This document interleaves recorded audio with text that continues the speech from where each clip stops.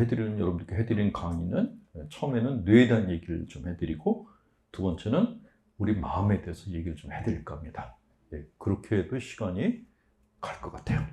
자, 첫 번째, 뇌에 대한 얘기를 좀 해드리고 싶었는데, 우리가 어떤 사람을 보고 쟤는 뇌가 있는 거야, 없는 거야? 어떤 사람을 보고 그런 얘기하죠? 쟤가 생각이 있는 거야, 없는 거야? 쟤가 뇌가 있어, 없어? 심지어는 쟤는 문외화야, 문외야 라고 얘기를 해요. 뇌가 없는 사람은 없죠. 다 있는데 이 뇌가 우리가 어떻게 뇌를 이렇게 케어를 하냐에 따라서 뇌가 건강해지기도 하고 얘가 병들기도 하더라고요. 그게 굉장히 중요하더라고요. 그러니까 요새는 그냥 머리 좋은 사람은 뇌생남? 예. 머리가 빠릿빠릿 돌아가면 뇌가 섹시한 남자라고 해서 뇌생남 그러는데 그렇게 머리 회전이 빠르고 나이가 드셔서도 기억력도 좋고 뇌가 잘 돌아가는 분들이 그냥 그렇게 된 게 아니더라고요. 그러니까 뇌를 관리를 해줘야 되더라고요. 그래서 뇌에 대한 얘기로 시작할 겁니다. 자, 간단한 상식, 이거는 안 적으셔도 되고요. 그냥 어려운데 이렇게 돼 있어요. 뇌는 5가지 영역으로 돼 있다 그랬습니다. 전전두엽, 전두엽, 두정엽, 척두엽, 후두엽 이런 걸 보다가 제가 안 하려고 그랬었어요. 뇌 색깔도 있는데 회백질일 때도 있고 청색, 갈색, 분홍색, 녹색 여러 가지라 그러고 뇌가 단단하냐, 흐물흐물하냐 그러는데 그것도 케이스 바이 케이스라고 얘기를 합니다. 어쨌건 우리가 갖고 있는 뇌는 60세 이후에는 그 손실량이 많아지기 시작한다 그래요. 뇌가 항상 같은 사이즈가 아니라 무게가 줄어든대요. 그래서 어떻게든지 간에 우리 뇌를 건강하게 만들어야지 나중에 치매도 안 걸리고 다른 사람들과 이렇게 그냥 일상적인 삶을 살 수 있을 것 같아요. 그 심리학에서 굉장히 중요하게 여기는 것 중에 하나가 일상이에요, 일상. 자, 이 단어가 우리가 일상 그러면은 아침에 깨서 밥 먹고 걸어가고 직장 다니고 사람들 만나서 대화하고 이런 것들 있잖아요. 이 일상이 우리는 그냥 이건 당연한 거지라고 생각하는데 실제는 안 그래요. 그러니까 심리치료의 목적이 뭐냐면은 심리적인 문제가 있는 사람이 일상으로 돌아가게 만들어주는 거예요. 그러니까 여러분들이 이렇게 강의 들어오고 사람을 만나서 한잔하고 내 발로 집에 걸어가는 게 이게 대단한 일인 거예요. 이게 안 되는 사람들이 굉장히 많아요. 그러니까 연세가 드실수록 연세 드시면 그러잖아요. 나 혼자서 똥 싸기, 나 혼자서 소변 보기, 나 혼자서 침대에서 일어나기 이게 쉬운 일이 아니라는 거죠.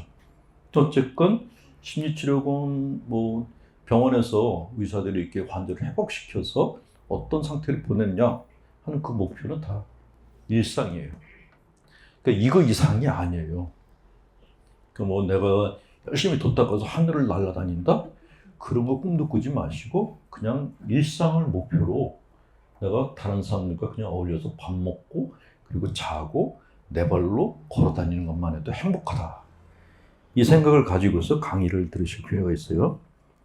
그래도 그런 영성 그런 강의면 좀 듣고 하나님께 가까이 가고 기도할 때 하나님이 보이고 그런 차원의 거를 가르쳐야 되지 않겠냐는데 그런 수준 높은 거 듣고 싶은 분들은 여기가 아니고 다른 데로 가시고 제가 여러분들한테 제공해 드리는 거는 딱 일상생활을 어떻게 살 것인가 그 수준이에요. 그렇게 수준 높지 않아요. 그래서 저는 제 영성을 수준 낮은 영성이라고 그냥 얘기를 해요. 너무 높은 거 바라는 분들은 그냥 딴 데로 가시면 기도할 때마다 한인 본다는 분들 많거든요. 정신병원 가면 거기 다 있어요. 자, 이 뇌는 외부 자극에 반응하는 뇌와 그 관련 영역들은 굉장히 빠르게 발달하는데 이 뇌가 빠르게 발달하는 게 언제냐면 생후 3년이래요. 생후 3년이면 0세부터 3세까지인 거예요. 그때 뇌가 굉장히 빠르게 발달한다라고 얘기를 합니다. 근데 이때 그 중요한 게 스트레스라고 합니다. 아이들이 이렇게 스트레스를 받으면 뇌에 영향을 미친다고 얘기를 해요. 콜티졸이라고 하는 뇌에 콜티졸이라고 하는 호르몬이 있는데 얘가 스트레스 호르몬이라고 그렇게 얘기를 해요. 자, 신체의 스트레스 민감도 시스템 중 하나를 연구한 결과는 외부 경험이 아동의 뇌에 어떤 영향을 주는지 보여주는데 스트레스 민감도 시스템은 아동이 극심한 물리적 혹은 정서적 외상에 직면했을 때 활성화된다. 콜티졸이라는 스테로이드 호르몬을 분비시키고 높은 수준의 콜티졸은 뇌세포를 죽이거나 뇌의 특정 영역에서의 세포 간 연결을 저하시킬 수 있다 그랬습니다. 콜티졸이라는 게 많이 생기게 되면은 뇌가 치명적인 영향을 받는다라는 거죠. 그러니까 어른들이나 아이들이나 스트레스를 받으면 안 된다라는 거예요. 애기들이 받는 스트레스가 뭐가 있을까요? 네, 그렇죠. 엄마와는 어렸을 때는 엄마가 아이와 스킨십을 안 해야 되거든요. 많이 안아줘야 돼요. 근데 그게 아니고 아이가 이제 방치됐다. 그러면 이제 아이가 스트레스를 받는다는 것이죠. 그래서 아이들의 뇌를 건강하게 만들려면은 따뜻한 양육이 필요하다라고. 너무나 당연한 얘기인데 어린아이들의 뇌가 건강해지면 따뜻한 양육이 필요하다라고 얘기를 합니다. 자, 긍정적이고 보호받은 경험은 아동의 미래를 밝게 만들 수 있지만 부정적이고 방치된 경험은 그 반대 결과를 낳을 수가 있다. 뇌의 과도한 콜티졸은 인지 능력의 손상과 함께 스트레스 상황에서 적절하고 유연하게 반응하는데 어려움을 준다. 발달 초기 애착 관계가 이후 타인과의 상호 관계에 대한 컨트롤을 형성하는데 큰 영향을 미친다라고 얘기했습니다. 자, 그러면 아이들한테 필요한 거는 뭔가 그 엄마의 따뜻한 품이라는 거예요. 물론 심리치료에서도 똑같이 얘기를 해요. 아이들은 0세에서 3세까지 아이들에게는 엄마가 절대적으로 필요하다. 엄마가 아이를 갖다 안아주는 시간이 필요하다 그러는데 이것이 심리치료도 똑같은데 뇌에서도 똑같이 얘기를 해요. 그러니까 그 어린 아이 때 버림받은 애들 있잖아요. 그 쓰레기통에 버려진 애들이거나 부모가 이렇게 그 보육원에 그냥 이렇게 맡겨버린 애들, 그런 애들 같은 경우는 굉장히 많은 스트레스 받거든요. 그런 아이들은 이렇게 뇌에 손상을 입었기 때문에 성장을 하더라도 건강한 어른으로 성장하기가 어렵다라고 그렇게 얘기를 하는 것입니다. 우리가 알고 있는 그 독재자들 있어요. 정치적 독재자들, 또 사이비 교주들 있거든요. 그 사람들의 대부분이 학대 가정 출신들이에요. 부모로부터 이렇게 버림받은 친구들은 인생이 유기견 같이 자라요. 그러니까 아무도 안 믿어요. 그러니까 자기 혼자 살아남으려고 하니까 자기가 쓸 수 있는 생존 방법이 건강할 수가 없는 거예요. 근데 특히 이제 이렇게 버림받았던 애들이 사이비 종교 쪽으로 많이 가는 이유가 내가 장사를 하려면 돈이 필요하잖아요. 근데 사이비 종교는요, 돈이 필요 없어요. 말만 잘하면 돼요. 그 1인극만 잘하면 되거든요. 그러니까 이렇게 방치받았던 애들이 대개 이제 사이비 교주 밑에 들어가서 조금 견습한 다음에 자기가 독립해서 종교를 만들어요. 만들고 난 다음에 신도들을 학대를 하기 시작해요. 자기가 배운 게 그거거든요. 학대 받았던 것만 기억을 하니까 신도들한테도 학대를 해요. 가스라이팅하고. 여러분들이 잘 아시는 그 독재자 중에 그 스탈린이라고 있어요. 스탈린은 그루지아 출신입니다. 그루지아에 이제 저 투어를 한번 간 적이 있었는데 이 스탈린의 어린 시절 얘기를 듣고서 이 사람이 포악한 독재자가 될 수밖에 없었구나 하는 생각이 들었는데 그 스탈린 당대의 아버지들은 한결같이 그 알코올 중독자였대요. 술 먹고 들어와서 가족들을 때리는 게 일상이었대요. 그 어린 스탈린도 어릴 때부터 아버지한테 맞은 거예요. 그 아버지가 집에 들어오면 때려가지고 밖에다 내쫓았대요. 근데 소련은 집 밖에 나가면 영하 40도, 50도예요. 얼어 죽어요. 근데도 이제 자기 부인을 때려서 집 밖으로 내보내고 아들도 내버리고. 그러니까 스탈린이 자라면서 나는 절대로 아버지같이 살지 않겠다라고 결심을 굉장히 많이 했대요. 근데 결국 아버지가 술 먹고 들어오다가 집 앞에서 죽었어요. 얼어 죽었어요.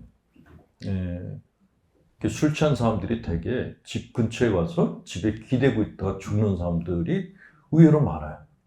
근데 스탈린 아버지도 그렇게 해서 죽었는데 스탈린의 어머니가 아들을 뭔가 이렇게 자기 아버지보다는 낫게 만들고 싶다라는 생각을 했어요. 근데 그 당시에 스탈린 집이 부잣집이 아니었거든요. 가진 게 없었어요. 그러니까 아들을 출세시킬 수 있는 방법이 딱 하나밖에 없었어요. 뭘까요? 신부를 만드는 거였어요. 그래서 스탈린을 러시아 정교회 신학교를 집어넣었어요. 근데 신학교를 들어갔는데 그 러시아 정교회 신학교는 부잣집 아들들만 들어온대요. 이 가난한 집 애가 들어오니까 동급생들이 또 학대를 했어요. 결국 자퇴했어요. 그러니까 스탈린은 신학생이야. 신학생 출신이야. 자퇴하고 난 다음에 레닌 무트로 들어갔어요. 그래서 레닌의 개 역할을 했어요. 그러니까 레닌이 깜빵에 가야 되는데 자기가 대신 갔어요. 레닌의 개 역할을 하다가 그 레닌이 죽을 때쯤에 레닌이 쓴 유언장을 바꿔가지고 자기가 실권을 잡았어요. 실권 잡고 제일 먼저 한 게 뭘까요? 러시아 정교회부터 때려부시기 시작했어요. 그러니까 신학생 때 자기 무시했던 놈들이 그때쯤 되니까 다 신부들도 있고 주교가 됐거든요. 그 러시아의 그 종교 박해라고 얘기를 하고 뭐 순교자 어쩌고 그러는데 사실은 걔네들이 스탈린을 만드는 거예요. 그렇게. 그 스탈린이 보복을 하기 시작했는데 자기 아버지 닮은 사람, 자기 학대했던 종교인들을 그냥 대량으로 학살을 했어요. 이게 어렸을 때 뇌가 학대를 받으면 이런 일이 생긴다라는 것이 스탈린을 통해서 증명이 됐다라는 것이죠. 자, 그래서 마더 데레사 수녀님, 인도 캘카타의 마더 데레사 수녀님은 뇌에 대해서는 잘 모르시는데 아이들과 부모와의 애착관계가 중요하다는 걸 아셨어요. 그래서 이 마더 데레사 수녀님이 레바논에 있는 보육원을 방문을 했는데 그 아기들을 돌보는 사람들이 뭐 밥도 규칙적으로 주고 규칙적으로 돌봤대요. 근데 애들이 성장을 못하더래. 근데 마더 데레사 수녀가 가서 보니까 이게 개 밥 주듯이 밥만 주더라는 거야. 안아주질 않더래. 그래서 마더 데레사 수녀님이 자기들 수녀들을 하고 같이 가서 애기들을 안아주기 시작했대요. 근데 애들이 그때부터 성장을 하더래요. 그러니까 어린 시절에 어른들로부터 이렇게 사랑받고 어른들의 품 안에 안긴다는 게 얼마나 중요한 건가 하는 것을 마더 데레사 수녀님이 또 증명을 해주신 거죠. 자, 아기들을 가진 엄마들은 당연히 우리 아기가 좀 나중에 좀 건강한 어른이 됐으면 좋겠다 그런 생각을 가지실 텐데 좋은 방법 중에 하나가 아기를 안고 흔들면서 노래를 불러주는 거라고 그러더라고요. 자장가 있죠? 혹시 여러분들 아주 어렸을 때 엄마가 불러주던 자장가 기억나세요? 예, 그 자장가를 들었던 기억은 인간 무의식의 가장 깊은 곳에 들어가 있어요. 핵심 기억이에요. 기억은 안 나는데 소리는 들을 수가 있어요. 예를 들면 자장가도 중요하고 그리고 이렇게 저희가 성장하면서 들었던 노래들 중에 동요들 있죠. 동요들도 굉장히 중요해요. 스웨덴 국립 합창단이 스페인 국립 합창단이 그 사람도 스페인 사람들이잖아요. 근데 우리나라 말로 동요를 불렀어요. 근데 제가 듣는데 마음이 짠해지더니 제 어린 시절로 돌아가는 거예요. 마음이. 그래서 참 신기하다는 생각이 들었는데 그 사람들이 부른 노래가 뭐 엄마야 누나야 강변 살자. 근데 그 노래를 듣는데 왜 이렇게 그냥 눈물이 막 나려고 그러는 거예요. 우리가 알고는 동요 중에 뭐 낮에 놀다 두고 나뭇잎 베는 그런 노래, 뭐 엄마가 혼자 남아 집을 보다가 이런 노래, 초등학생 때 들었던 노래들인데 다 잊어버렸는데도 나이가 먹어서 그런 노래를 들으면은 내 마음 안에 있는 어린 시절이 다 떠올라요. 근데 그런 시간을 갖는 것이 뇌 건강에 굉장히 중요하다라고 얘기를 하는 겁니다. 네. 자, 사람이 성장하는데 세 가지 요소가 필요하다고 그러죠. 일단은 세상에서 제일 중요한 거는 나예요. 자, 내 인생은 내가 만들어요. 내 대신 아파줄 사람 없고 나 대신 살아줄 사람도 아무도 없어요. 아무리 내가 사랑하는 배우자라고 하더라도 나 대신 죽어주지도 않아요. 혹시 여러분들 남편 중에 나 대신 죽어줄 수 있는 남편? 여보, 당신이 암에 걸렸는데 그 암 내가 대신 걸려가지고 죽어줄게. 이런 남편 혹시 가지신 분? 남편 대신 죽어줄 자매님? 네, 없어요. 그냥 제가 이제 그 사람의 마음이 이런 건가? 그런 경험을 한 적이 있는데, 굉장히 그 부부관계가 좋은 분들이 있었어요. 부인하고 항상 손잡고 다니고 그랬는데 그 부인이 이제 암으로 죽었어요. 네. 근데 그렇게 남편이 자기도 따라 죽겠다고 막 그랬는데 6개월 후에 재혼하더라고요. 그래서 인간이라는 게 믿을 게 못 되는구나 그런 생각이 들었는데 어쨌건 세상에서 내 인생에서 제일 중요한 거는 자식도 아니고 배우자도 아니고 그냥 여러분 자신이에요. 엄마들이 뭐 자식 걱정하고 누구 걱정하는데 남의 걱정할 때가 아니라 자기 걱정을 하시거든요. 내가 내 걱정을 하지 않으면 누가 내 걱정 해주겠어요? 세상의 중심은 나다. 이거를 기억하시고, 자, 근데 내가 살아가는데 나 혼자 살 수가 없어요. 내가 태어나면은 제일 먼저 엄마가 나를 챙겨주겠죠? 엄마의 관계가 굉장히 중요하죠? 그 다음에 아빠의 관계가 있어요. 그리고 형제들과의 관계가 있어요. 친구들과의 관계가 있거든요. 이런 인간관계가 굉장히 중요해요. 혈연관계, 나랑 같이 가주는 사람들과의 관계가 너무너무 중요해요. 요새 그 고독사하는 분들이 자꾸 늘어나고 있거든요. 아파트에서 돌아가셨는데 한 달이 지나도록 이제 우편물이 없어지지 않으니까 문을 열었더니 이미 돌아가신 지 한 달 돼서 뭐 시체 썩는 냄새가 나고 그런. 일본에서 이런 일들이 빈번하게 일어나는데 우리나라도 이제 발생하고 있어요. 근데 고독사하는 분들을 보면 거의 다 대인관계가 없는 분들이에요. 그러니까 친구가 있었으면 연락이 안 되면 친구가 찾아왔어야 되는데 찾아오는 친구도 없는 거예요.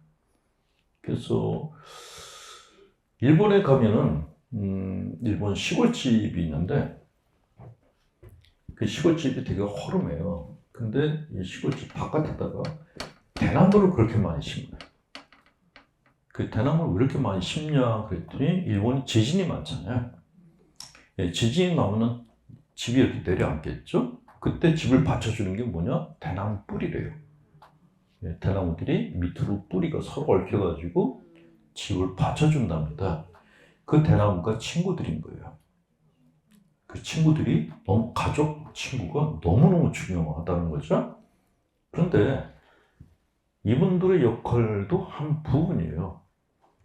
이분들만큼 더 중요한 게 누구냐? 멘토예요. 내가 어디로 가야 될지 길을 알려주는 사람이 필요해요. 이 멘토 역할을 하는 게 그게 종교예요. 종교가 가지고 있는 의미는 아주 중요한 게, 일단은 제가 생각하는 종교는 그냥 재활센터라고 생각해요. 심리적으로 병든 사람들이 와서 치유받는 곳, 그게 종교라고 생각해요. 가톨릭 교회 문제는 이제 신자분들을 자꾸 수도자로 만들려고 하거든요. 그리고 뭐 이렇게 따지는 게 되게 많아요. 교육부적으로 따지는 게 많은데, 근데 제가 생각하기에 종교는 그런 차원의 것도 물론 필요하겠지만, 기본적으로는 누구나 다 받아주고, 다른 사람들이 안 받아주는 사람들을 받아주고, 환영해주고, 존중해줘서 그 사람 마음 안에 심적인 상처를 치유를 해주고, 내 기능을 활성화시켜주는 게 그게 종교의 목적이 아닌가 하는 생각이 들어요. 예. 만약 제가 이렇게 아니야, 이런 얘기 했다가 잘릴라. 저는 가톨릭 교회가 좀 더 이렇게 치유적인 관점에서 사목을 했으면 좋겠다. 누구나 다 오시라고 그러고, 누구나 다 같이 기도하고, 같이 기도하면서 상처가 치유됐으면 좋겠다. 그런 바람을 가져봅니다. 미사라는 것도 함께 기도하는 것이거든요. 고해성사는 들어주는 거예요. 그런 기능을 제대로 한다면은 종교를 통해서 치유받는 사람들이 늘어나고, 그러면 범죄자의 숫자는 줄어들지 않겠는가 하는 그런 생각을 해봅니다. 자, 두 번째로 뇌를 건강하게 만드는 두 번째 방법은 의도적으로 행복해지라는 겁니다. 의도적으로. 자, 행복해지고 싶다는 생각은 누구나 다 해요. 근데 쉽던가요? 어떠세요? 여러분들 중에 혹시 불행해지려고 사는 분 계세요? 나는 불행해지려고 결혼했고, 나는 불행하게 살려고 직장 다닌다? 그런 사람 아무도 없어요. 우리가 하는 모든 선택은 다 나의 행복을 위해서 선택합니다. 그런데 선택을 했는데 그 결과가 좋은가? 그렇지가 않다는 것이죠. 그리고 어떤 순간 행복했는데 이게 그렇게 오래 가질 않는 거예요. 다시 마음 안에 다른 것들이 막 들어차고 그렇습니다. 행복해지고 싶다는 생각은 누구나 하지만 행복해지는 것 자체는 그렇게 쉽지 않다라고 얘기를 해요. 그런데 우리가 왜 행복감을 느꼈을 때 이게 지속적으로 유지가 되지 못하는가? 이게 뇌에 문제가 있어 그렇다 그래요. 뇌가 가지고 있는 그 감정이 여러 가지가 있는데, 기쁨, 슬픔, 분노, 놀람, 혐오, 공포, 이렇게 돼요. 그러니까 이 감정들 중에서 필기하는 분들 때문에 써드리겠네. 자, 이렇게 기쁨이 있고 슬픔, 분노, 놀람, 혐오, 공포가 있는데, 이 중에서 행복한 감정은 몇 개나 되죠? 하나밖에 없어요. 이게 더 많아요. 안 좋은 게. 왜 그럴까요? 원시시대 때, 그때 사람들은 공룡들 틈바구니에 살아야 됐잖아요. 그러니까 지금같이 무기를 갖고 있는 것도 아니고, 그냥 기껏해 막대기 정도 갖고 있었는데, 집 밖에 나가면 어떤 놈이 날 잡아먹을지 모르거든요. 그러니까 뇌가 항상 이렇게 긴장을 해 있었던 거예요. 그러니까 기쁨이라는 영역은 적고, 늘 놀람, 아니면 혐오, 공포, 슬픔, 식구 중에 누가 먹혔어. 나갔는데 공룡이 잡아먹었어. 그러니까 뇌 속에 일상적으로 들어와 있는 것들이 이런 불편한 감정들이 생긴 거예요. 그러니까 행복한 게 밖에서 사냥을 해서 나눠 먹는 거는 잠깐의 행복이고, 집 밖에만 나가면 그 다음에 공포였던 거예요.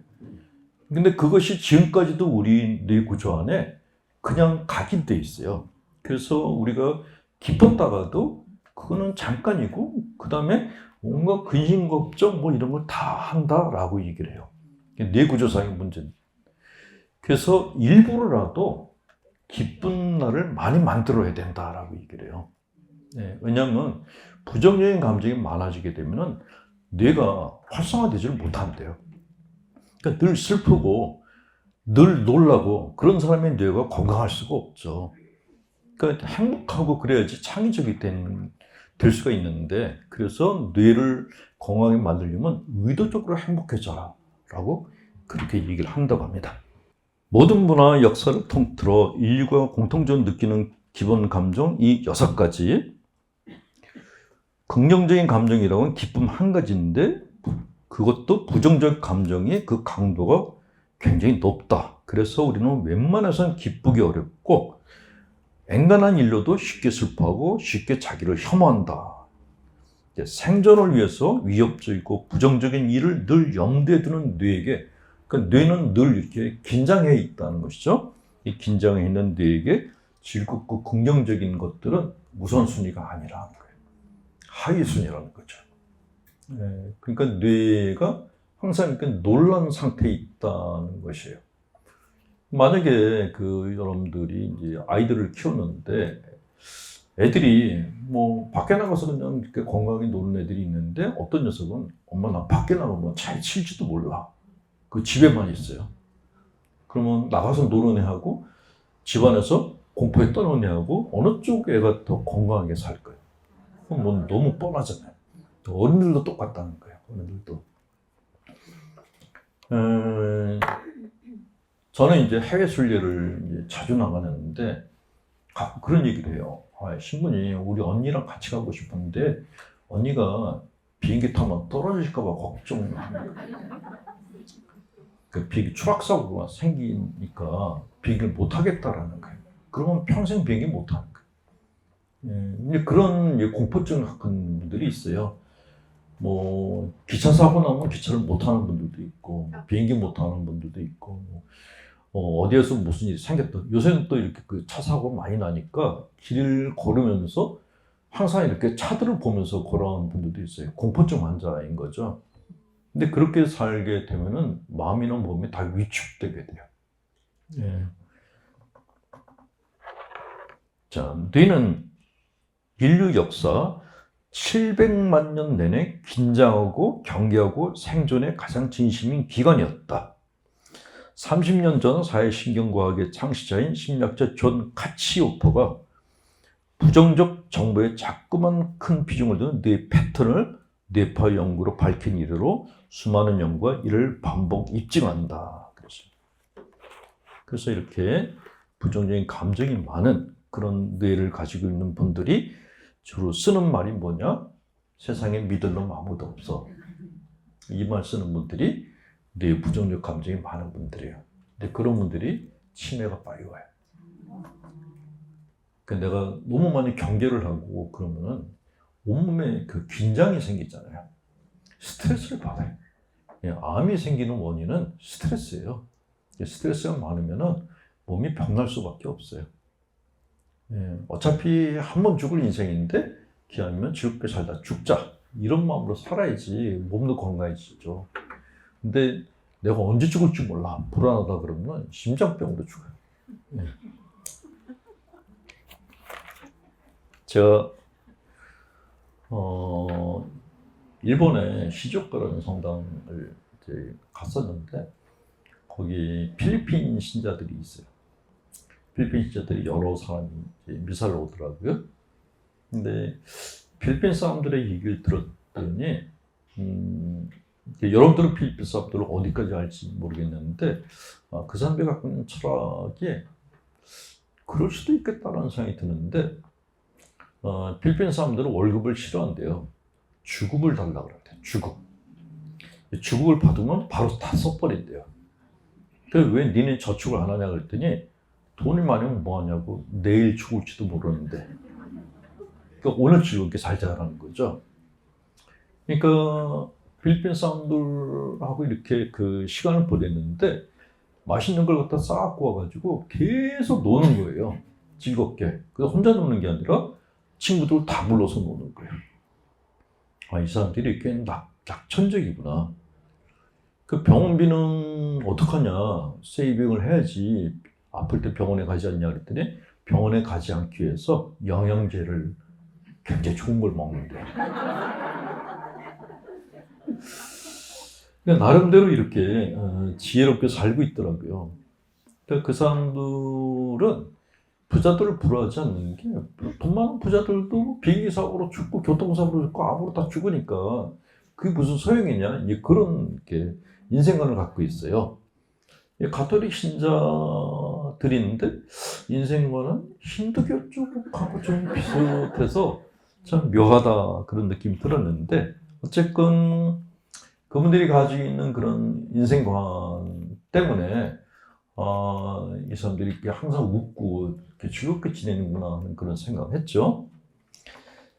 자, 뇌를 활성화시키는 방법 중에 하나가 뭐냐면 세이버링이라고 하는데, 음미하는 거예요. 맛을 음미하는 거. 자, 우리가 음미할 수 있는 게 뭐가 있죠? 일단 커피 맛 음미할 수 있죠. 막 힘든 일이 딱 끝났을 때 앉아서 커피 한 잔 해요. 그 음미를 하는 그 순간에 뇌가 활성화가 된대요. 또 따뜻한 햇빛을 맛보는 거예요. 우리가 맛볼 수 있는 것들이 참 많아요. 돈 안 들이고 그냥 맛볼 수 있는 것들이 있는데, 따뜻한 햇빛을 맛보는 것, 또 하늘을 음미하는 것. 여러분들은 하루에 하늘을 몇 번이나 보세요? 어떤 날은 한 번도 못 보고 지나가요. 무슨 생각을 하느라고 하늘을 한 번도 못 봐요. 그러니까 놀러 나가서 바닷가나 산에 가야지만 그때 하늘이 맑으네 라고 그러지, 일상적으로 살 때는 눈은 뜨고 있는데 머릿속에서 다른 걸 계속 생각하고 있어요. 그것도 좋지 않은 거. 그러니까 뇌 입장에서는 참 힘든 거예요. 하늘도 안 봐, 꽃도 안 봐, 맛있는 것도 안 먹어, 계속 걱정만 해. 그 죽을 지경이라고 그러죠. 이렇게 나이를 먹으면 건망증이 생기잖아요. 그러니까 기억력이 떨어지는 건 그냥 어쩔 수가 없어요. 그런데 그 대신에 나이를 먹으면 지혜라는 게 생겨요. 그러니까 세상을 보는 시야가 넓어져요. 그러니까 젊었을 때는 따로따로 떨어져 있던 그런 어떤 일들이 나이를 먹으면서 연결고리가 보이기 시작해요. 그걸 우리는 지혜라고 얘기를 해요. 지혜. 그러니까 나이 먹으면서 지혜를 줬다라는 사람들 있잖아요. 그러니까 젊었을 때는 딱 이분법이에요. 이거는 쓸 거, 이건 못 쓸 거. 못 쓸 건 버려요. 쓸 것만 가져가. 근데 나이가 들어갈수록 버리는 게 하나도 없어요. 언젠가 쓸 거야. 저도 이제 나이가 들다 보니까 젊었을 때는 그냥 깔끔 떠느라고 버리는 게 되게 많았거든요. 근데 어느 때부터인가 다른 녀석들이 버린 걸 자꾸 갖다가 방에다 갖다 놓고, 근데 느낌에 이걸 언제가 쓸 거야 하는 느낌이 있는데 실제로 쓰게 되더라고요. 그러니까 필요가 없는 것인 줄 아는데 나중에 쓸모가 있는 거예요. 저희 아버지가 이렇게 그 기술자였는데 항상 그 길바닥에 떨어져 있는 그 못을 가져다가 망치로 펴서 갖다 놓더라고요. 저걸 언제 쓰시려고 저런 걸 갖다 놓으시 그러는데, 제가 요즘 그러고 있어요.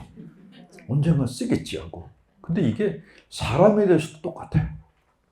젊었을 때는 나한테 도움이 되는 사람, 안 되는 사람 딱 갈라요. 도움이 되는 사람들만 다니려고 그래. 나이가 드니까 사람하고 인연을 맺는 것 자체가 이게 쉬운 일이 아닌 거예요. 그러니까 이건 지구상에 살고 있는 그 수많은 사람들 중에서 나하고 인연을 맺는 사람들 프로테이지가 몇 프로나 될까요? 극소수인 거예요. 근데 우리는 극소수인 친구인데도 얘는 뭐가 싫고 얘는 뭐가 마음에 안 들고 그래서 쟤랑 안 만나 이러거든요. 근데 나이가 들면은 좋고 나쁘고 아니라 저 친구 언젠가 나한테 도와줄 거야 이런 막연한 생각이 드는데 실제로 도움을 줘요. 그래서 물건이나 사람이나 버릴 게 없다 라는 생각을 갖게 되는데, 그걸 우리는 지혜라고 하는데 이 지혜가 그냥 생기는 게 아니고 뇌가 건강해졌을 때 이게 생긴다는 것이죠. 그러니까 뇌 조직에 연결망이 있대요. 근데 기억력은 떨어지는데 이 연결망이 생기면서 각자 떨어져 있는 존재들 사이에 연결고리를 찾아낸다고 합니다. 근데 이렇게 뇌 연결망을 갖다가 활성화시키는 방법이 뭐냐? 뇌를 즐겁게 해주는 거예요. 그러니까 커피 맛을 보게 해주고 햇빛을 보게 해주고. 제가 그런 얘기를 한 번 했는데 뇌는 애들하고 비슷해요. 아이하고 비슷해요. 아이들은 큰 돈으로 즐겁게 해주지 않아요. 작은 걸로 즐겁게 해주거든요. 뇌도 똑같아요. 뇌를 즐겁게 해주는 거는 아주 간단한 거예요. 그냥 맛있는 거, 보기 좋은 걸 보여주면 되는 거예요. 저는 아침에 일어나면은 이제 아침에 작업을 하고, 그리고 이제 식사하고 나면은, 그 다음에 이제 반드시 그 베란다가 오히려 이렇게 잘 만들어 놔가지고 앞에 이렇게 숲 같은 게 보여요. 성당에서 만든 정원이 있거든요. 거기에 이제 빤스하고 러닝구 바람으로 소파에 탁 앉아가지고 햇빛을 쬐면서 정원을 내려다봐요. 저 혼자서 야, 세상에 나만한 부자가 어딨어 라고 혼자서 쭈글거려요. 그게 제가 너한테 얘기해 주는 거예요. 너 날 만났으니까 이렇게 호강한 줄 알아라. 그럼 이상하게 얘가 그다음부터 이렇게 머리 회전이 빨라져요. 책을 봐도 빨리빨리 읽고 그래요. 근데 찌질하게 고민하고 그러잖아요. 그럼 책을 봐도 책이 안 보여. 뇌가 안 움직이려고 그러는 거예요. 그러니까 애들이나 뇌랑 똑같아요. 기분 좋게 해줘야지 얘가 공부도 하고 일도 하고 그리고 사람을 기쁘게 해주는 그런 일을 해요. 근데 내가 뇌를 찌질하게 만들어 놓으면 이놈이 미운 짓만 골라해. 예. 그 뇌를 관리하는 방법은 간단해요. 애들하고 똑같이 맛있는 간식 주고 따뜻한 햇볕 보여주고 꽃도 보여주고 야, 꽃이 얼마나 이쁘냐 보여주는 거예요. 예. 간단해요. 자, 뇌가 여러해져야지 시야가 넓어지고 인적 네트워크도 넓어진다. 라고. 가난한 사람들은 뭐 돈이 없으니까 뭐 뇌도 망가졌겠지? 안 그래요. 네, 가난한 사람들 중에 그 부자들 중에 뇌가 망가진 사람들이 더 많아요. 대기업 회장이면은 좋지 않을까? 안 그래요. 대기업 회장이면 온갖 걱정을 다 해야 돼. 오히려 뇌가 빨리 망가져. 근데 가난한 집 사람들이 그냥 가난한데도 친구들끼리 재밌게 살아. 그런 사람들은 뇌들이 굉장히 건강해요. 그러니까 뇌는 돈하고 연관은 있겠지만 크게 연관은 없어요. 그러니까 내 뇌를 건강하게 만드는 거는 애들을 즐겁게 해두듯이 내 뇌를 즐겁게 해주는 거예요. 간단하죠, 간단. 네. 두 번째 방법은 자기가 좋아하는 걸 찾게 해주는 게 중요해요. 하고 싶은 게 있거든요. 아이들 다 키워보셨으니까 애들이 제일 하고 싶은 게 뭐예요? 노는 거잖아요. 공부하는 거 좋아하는 애들 없거든요. 다 놀기 좋아해요. 친구들하고 만나고 싶고 놀기 좋아하고 그걸 해주면 돼요. 그러니까 잘 놀게 해주면은 그 다음에 얘가 이제 됐어. 나도 이제 뭔가 해야 돼? 라고 반응을 보이기 시작해. 참 희한한 거예요. 그러니까 제가 책을 1년에 한 권 이상을 만들거든요. 근데 항상 놀러 다녀요. 그래서 저를 아는 사람들이 언제 책을 쓰냐 그래요? 놀러 가셨어요. 그러니까 놀게 해줘요, 먼저. 그럼 얘가 이제 그만 놀자라고 신호를 줘요. 앉아가지고 일을 해요.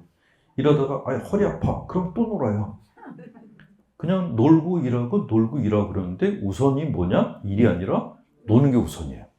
근데 우리는 거꾸로 배웠어요. 일하고 놀자고. 일하면 놀게 해줄게. 그런 거예요. 그럼 뇌가 내가 지난번 속았는데 이제 안 속아. 그래서 안 움직여.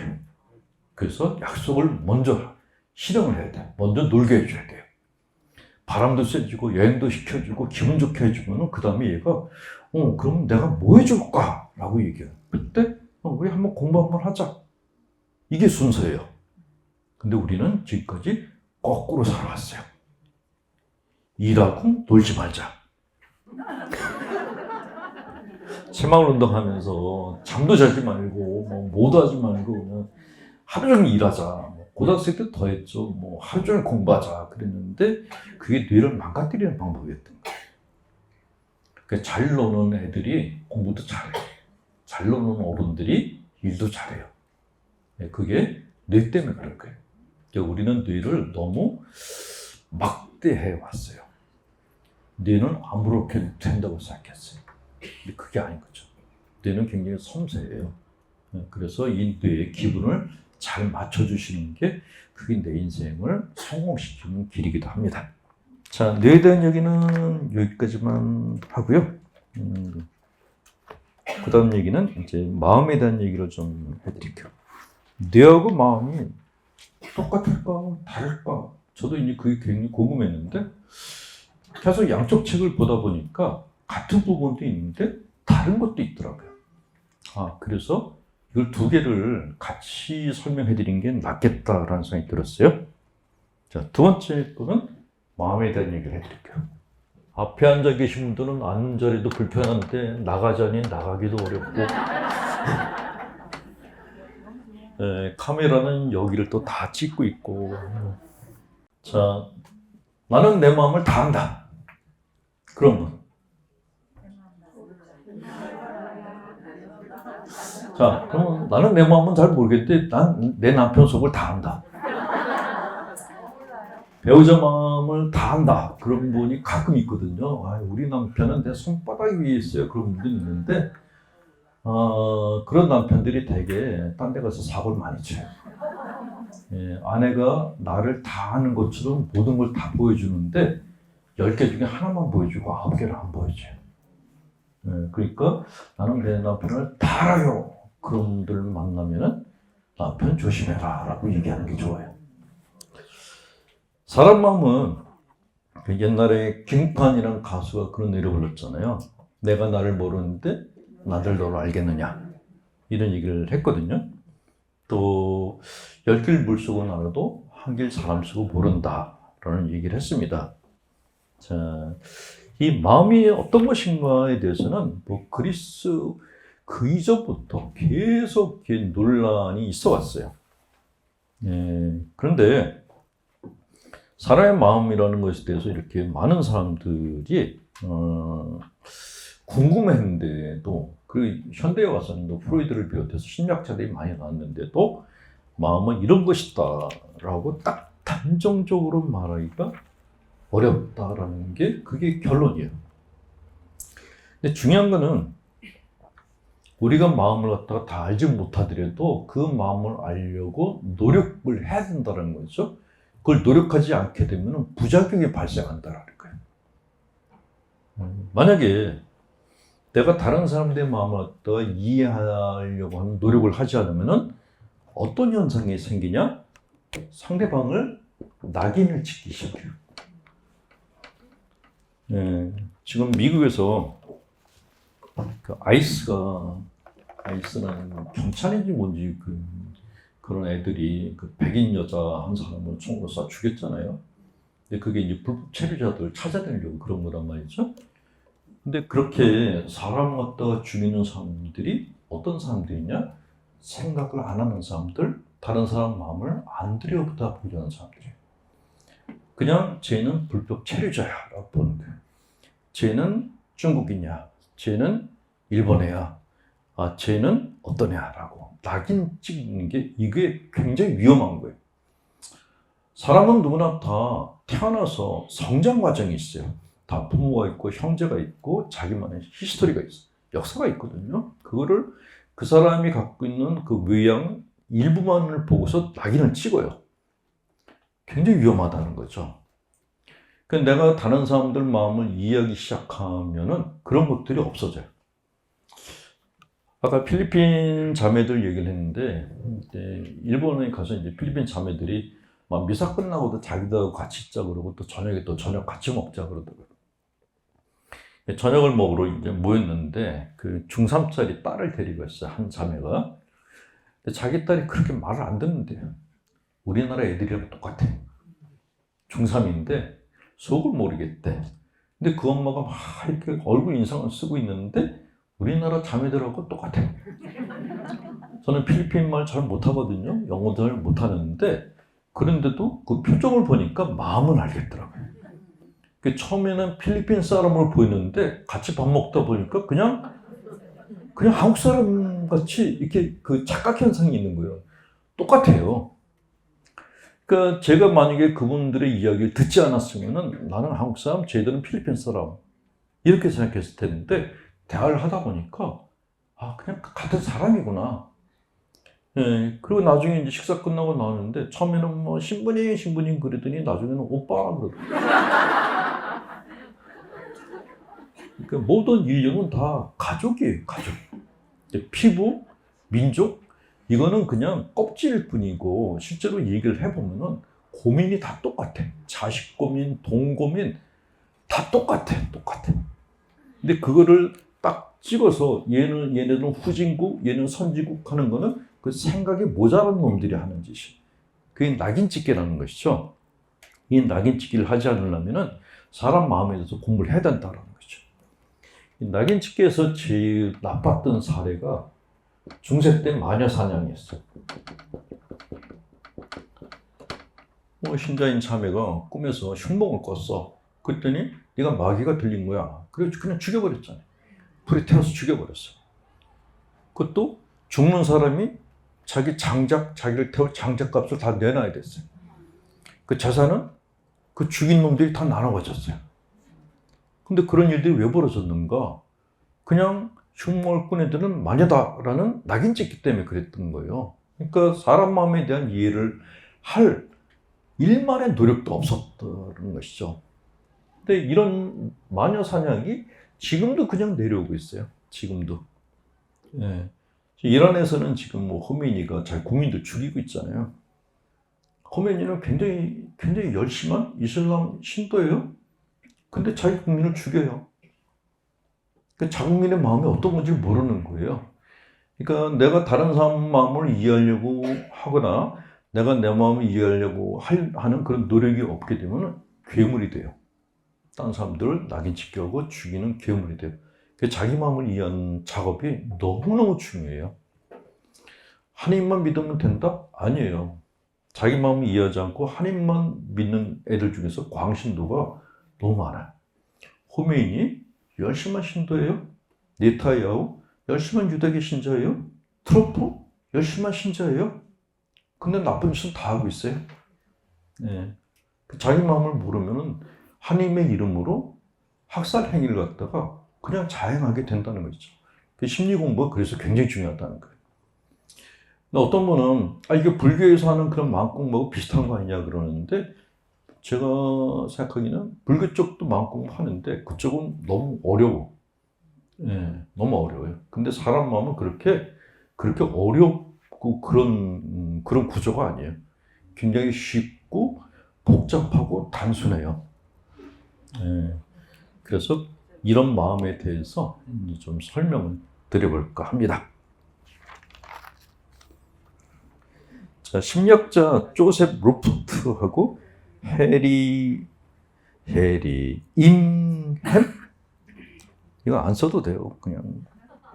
근데 읽어드리는 거는 이렇게 계속 이렇게 그냥 뭐 쉽게 얘기를 하면은 강의 준비를 제대로 안 했나 보다라고 또 나름대로 했다는 걸 보여드리고, 자, 이 두 사람이 1955년에 조하리 윈도우라는 걸 만들었어요.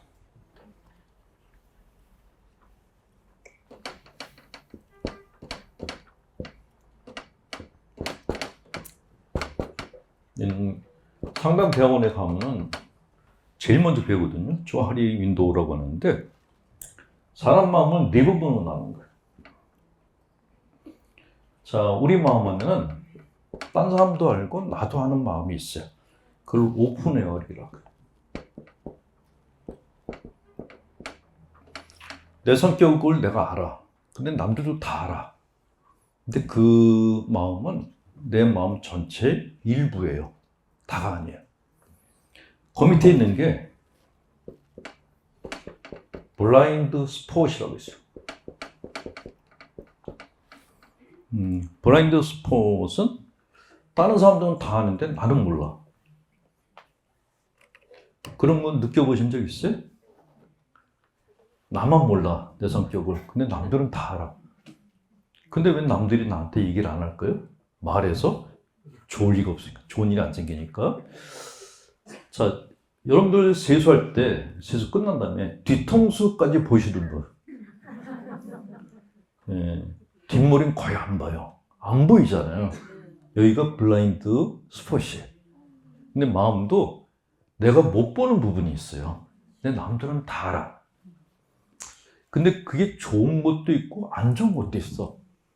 나는 나 스스로 나는 왜 이렇게 속이 좁지? 그런데 남들이 저 사람 손이 커? 이렇게 보는 부분이 있어요. 반대로 나는 이렇게 남들은 잘 베풀지? 그런데 남들이 쟤는 왜 이렇게 짠돌이야? 하는 부분이 있어요. 나는 모르는데 남들이 아는 부분, 그게 이제 블라인드 스폿이에요. 자, 그런데 이쪽이 히든 에어리라고요. 히든 에어리어. 히든 에어리어는 뭐냐면 나는 아는데 남들은 몰라.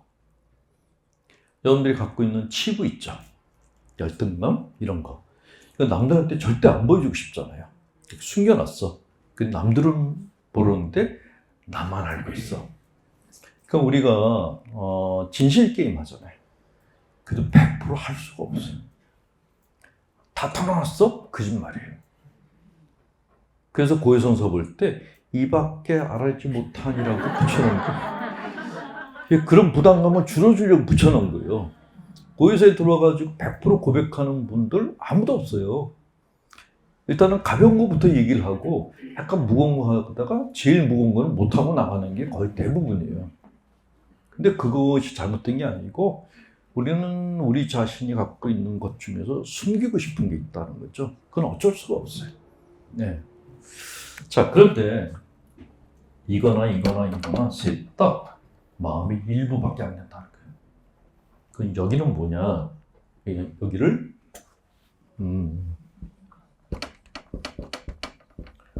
unknown area라 그래요.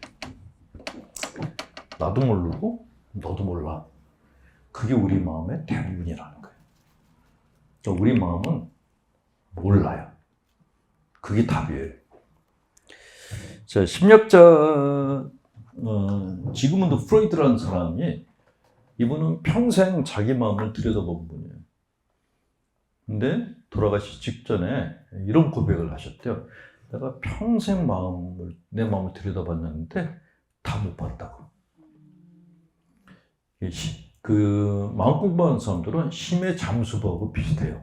우리 마음이 무의식이라는 굉장히 깊은 바다를 갖고 있는데 우리 자아가 그 안을 들어가잖아요.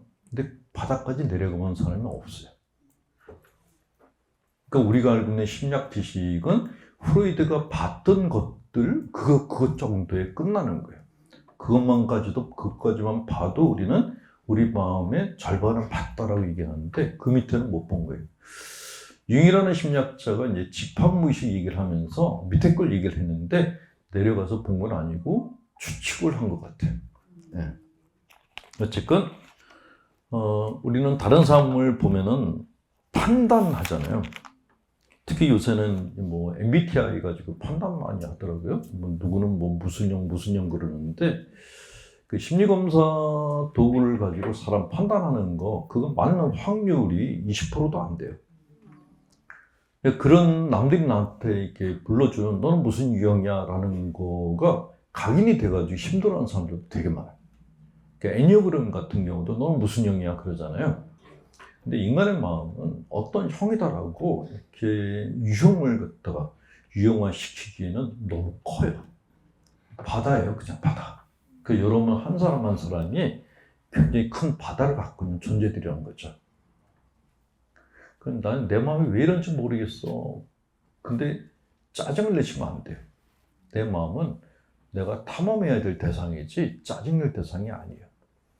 내 마음을 난 잘 모르겠다라는 그 말은 정답인데 정답이면서 정답이 아닐 수도 있다라는 마음을 드리는데, 어쨌든 제가 대학원 다닐 때 이제 들었던 얘기 중에 하나는 내가 내 마음을 보면은 내가 내 마음을 본 것만큼 남의 마음이 보인다 였어요. 실제로 그렇더라고요. 제가 심리학 책이나 아니면 또 이렇게 여러 사람을 통해서 제 마음을 계속, 저는 매일같이 제 마음을 들여다보거든요. 근데 보고 나면 다른 사람께 보이더라고요. 그냥 그런 거 없이 그냥 사람만 보면 바로 알아. 그게 다 거짓말이에요. 자기 마음을 본 것만큼 보여요. 자, 그럼 사람 마음이란 어떤 것인가에 대해서 설명드려야 될 텐데,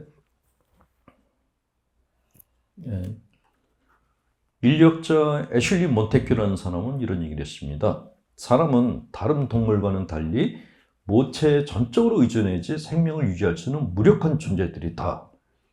즉, 인간의 마음에는 유아기적 특성을 그대로 갖고 있다라고 얘기를 했어요. 그러니까 성인에 대해서도 아이들이 노는 놀이에 빠져드는 것은 바로 우리 마음이 유아기적 특성을 갖고 있어서 그렇다. 그러니까 사람 마음은 어린아이 같다. 이게 1번이에요. 나이를 먹었으니까 철이 들 거야? 아니에요. 나이 들어도 똑같아요. 어린아이 같은 그 마음은 그냥 있어요. 그러니까 너무 어른스럽게 살던 분들이 치매가 걸리면 아이 같은 행동을 하잖아요. 그게 원래 갖고 있던 건데 그걸 숨겼다가 치매가 걸리면서 이 가둬놨던 것을 치워지면서 그게 밖으로 드러나는 거예요.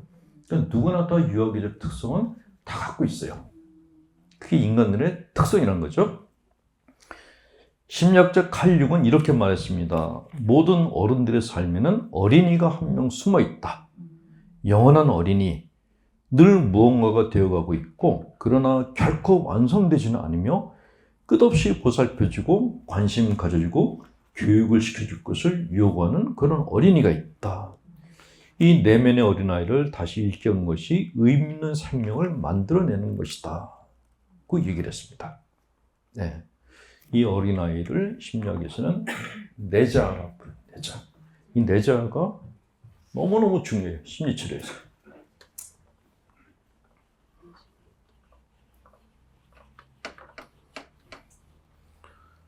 강의는 저희가 대실한 게 5시까지라서 다시 땡 하면은 영업을 종료. 자, 내자는 in the child. 내 안에 있는 아이라고 하거든요. 사람의 자아가 어른스러운 자아가 있고 아이 같은 자아가 있어요. 이 어른스러운 자아는 항상 이렇게 도덕적이고 논리적이고 객관적이에요. 그러니까 사람이 이렇게 살아야 돼. 뭐 그걸 하면 안 돼. 이거는 꼭 해야 돼. 사람의 도리를 지켜야 돼. 이거는 내 안에 있는 어른의 자아가 나한테 하는 얘기예요. 그런데 이거는 일부예요. 우리 마음 안에는 아이가 있어요. 근데 애가 하나가 아니에요. 일단 미성숙한 애가 있어요. 철없어. 집에 돈이 없는데 자꾸 뭘 쓰고 싶어. 돈이 없는데 백화점 가서 명품 가방을 사고 싶어. 내가 왜 이렇게 주책 없지? 라고 생각하는데 그게 내 자아 때문에 그런 거예요. 그러니까 백화점 가서 돈이 없는데 백화점 가서 명품 가방을 봤을 때 마음 안에서 전쟁이 벌어져요. 어른의 자아는 돈도 없는데 그건 왜 자꾸 쳐다봐? 근데 아이의 자아는 쳐다보는 게 뭐가 죄가 되냐? 안에서 내 마음 안에서 싸워요. 그거를 우리는 갈등이라고 얘기를 합니다.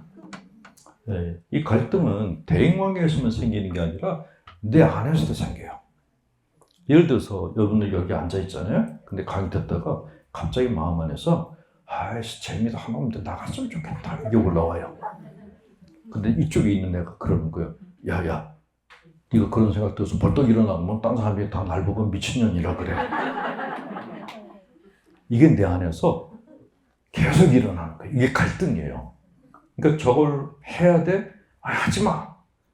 하고 싶어. 안 돼. 이런 갈등 속에 사는 게 그 인간이에요. 근데 그런 갈등이 왜 생겼냐? 얘들 때문에 그런 거예요. 어린의 자아와 아이가 자아가 공존하고 있어 그래요. 근데 우리가 받은 교육은 얘네들을 학대하는 교육을 받았어요. 어른답게 살아. 부모에게 공경해. 나라에 충성해. 뭐뭐 해. 라고. 군대 가서 더 강화가 돼. 신앙을 가지면 더 강화가 돼. 하지 못할 게 너무 많아. 근데 애들은 하고 싶은 게 많잖아요. 하지 못하는 걸 못하니까 신앙생활 열심히 한 분들일수록 얼굴 표정이 변화가 없어. 다 이코나야. 저는 이코나 그리는 분들이 좀 문제가 많다고 생각해요. 하나님을 어떻게 그렇게 표정 없는 얼굴을 만들었을까? 어쨌건 이렇게 너무 많이 억압을 당하다 보면은 아이가 죽어버리고 어른만 살아나요. 그러면 얼굴이 가면 쓴 것 같은 얼굴을 하게 돼요. 그러니까 재밌는 얘기해줘도 안 웃어. 저는 전국본당을 가게 다녔잖아요. 제일 힘든 데가 얘기를 해줬는데 반응들이 없어. 나가지도 않는데 졸지도 않고. 너무 힘들어. 근데 그런 데가 어떤 데냐면 교육 수준이 높은데. 차라리 시골 할머니들이 나요. 시골 할머니들은 뭐 똥 얘기만 해도 막 잘 들어줘. 건강해 보이시는 거예요. 근데 남의 눈치 많이 보고 체면 따지는 분들일수록 감정 표현을 못해요. 애를 죽여버린 거예요. 네. 자, 그런데 이러면 아이가 종류가 3놈이 있어요. 철딱선이 없는 놈. 네, 두 번째가 불량한 놈이 있어요. 거짓말 좀 하면 어때? 남의 거 좀 사기쳐도 되잖아? 예, 이 불량한 내재가 큰 사람 중에 대표적인 게 트럼프. 트럼프는 그리는 놈들 그냥 먹으려고 그래. 그게 전형적인 양아치예요. 그러니까 트럼프의 성장 과정에 대해서 제가 이제 자료를 보고 분석을 한 적이 있었는데 얘는 어릴 때부터 자기가 왕이었대요. 그러니까 어렸을 때 선생님 마음에 안 든다고 선생님 따귀를 때렸던 놈이에요. 그러니까 아주 싸가지가 없는 놈이에요. 근데도 대통령이 됐는데 이제는 그냥 남의 나라 일에 그냥 다 간섭하려고 그러는 거예요. 지 마음대로 하려고. 그를 불량한 내자가 가졌다 그래요. 근데 얘 밑에 진짜 나쁜 놈이 있어요. 사악한 내자가 있어요. 이 사악한 내자를 우리는 이제 악이라고 표현을 하는데 적개심을 갖고 있는 거예요. 사람을 죽이고 싶은 살해 욕구를 갖고 있는 거예요. 우리가 보통 연쇄살인범들을 보면은 이 사람들은 사악한 내자하고 너무 크구나 하는 생각이 들어서. 이 사악한 내자는 사람들이 다 갖고 있어요. 우리도 다 있거든요. 있는데 사이즈가 작아요. 우리가 계속 사람다운 삶을 살려고 그러고 기도 생활하고 남들에게 베풀어 주면은 이타주의적인 훈련을 받았어요. 그러면 얘가 크질 않아요. 작은 철이 있어요. 근데 항상 클 가능성 갖고 있어요. 근데 문제는 그러니까 인간답게 사는 교육을 받지 않은 애들은 이게 커요. 어릴 때부터. 어릴 때부터 사람에 대한 적개심을 갖고 자라나요. 그러면 사람을 죽이고도 가책을 못 느끼는 거예요. 그래서 사람들에게 있어서 사람이 사람답게 사는데 제일 중요한 1번이 부모예요. 2번이 학교, 3번이 종교예요. 이 3가지가 방어막이에요. 근데 이 3가지가 다 없다? 그러면 괴물이 되는 거예요. 네타야후 같은 애들이 그런 애들인 거예요. 이란의 호메인이 대량 학살을 저지르고도 전혀 아무런 가책이 없어. 사악한 내자를 너무 많이 키운 그런 케이스라는 거죠. 자, 그런데 우리는 얘네 둘은 빼고 우리가 관심 가져야 되는 거는 얘예요. 미성숙한 내 자아를 어떻게 키워야 되는가, 이거를 이제 관심을 가져야 된다는 거죠. 이 내자는 평생 갖고 가요. 그러니까 나이를 많이 먹어도 이 내자는 그냥 살아있어요. 특히 이제, 나이를 먹고 좀 이렇게 의지력이 약해지게 되면 이 내자가 밖으로 더 크게 드러나요. 그걸 우리는 이제, 저 사람 망령이 들었어 라고 얘기를 하거든요. 근데 그런 망령스러운 행동을 하는 내자는 우리는 누구나 다 갖고 있어요. 단지 내가 힘이 있을 때는 얘가 밖으로 못 나오게 내가 통제를 하고 있을 뿐이죠. 그러니까 우리 예의를 지킨다고 하잖아요. 예의를 지킨다는 게 바로 이 내자를 통제하고 있다는 거예요. 근데 이 내자는 통제를 한다 그래서 애가 건강해지는 것도 아니라는 거예요. 그래서 심리치료사들이 뭐라고 얘기하냐면 내 안에 있는 아이를 키워야 된다 그래요. 이 키우는 방법에 대해서는 다음 달에 5시가 다 됐으므로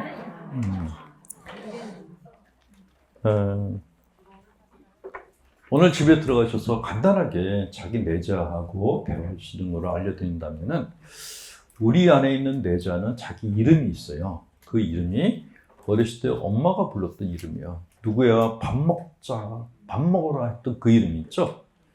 그러니까 나중에 어른 돼서 만든 이름, 세례명이 아니고 어릴 때 엄마가 불렀던 이름, 그게 내 내자 이름이에요.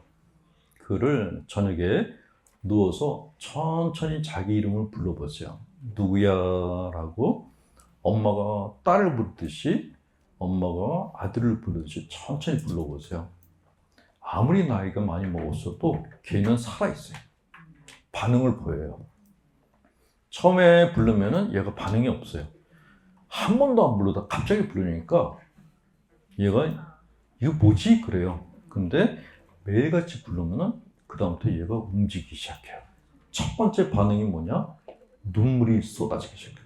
누워있는데 이런 분이 막 눈물이 나. 근데 놀라실 필요가 없어요. 그러니까 네가 날 불러줬네? 그 내자가 기뻐서 우는 거예요.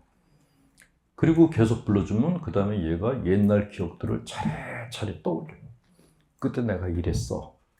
그 기억을 보면서 아, 네가 그때 많이 힘들었구나 라고 다독거려줘야 돼요. 그게 자기를 치유하는 방법이에요.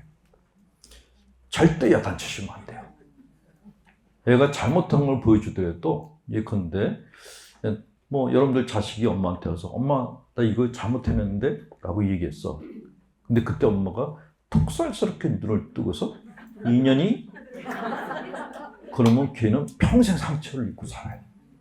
그러니까 자식이 무슨 잘못을 해도 부모는 무조건 용서해 줘야 되는데 내가 내 내자한테 그렇게 하셔야 돼요. 내자가 어떤 기억을 떠올리더라도 절대 야단치시면 안 돼요.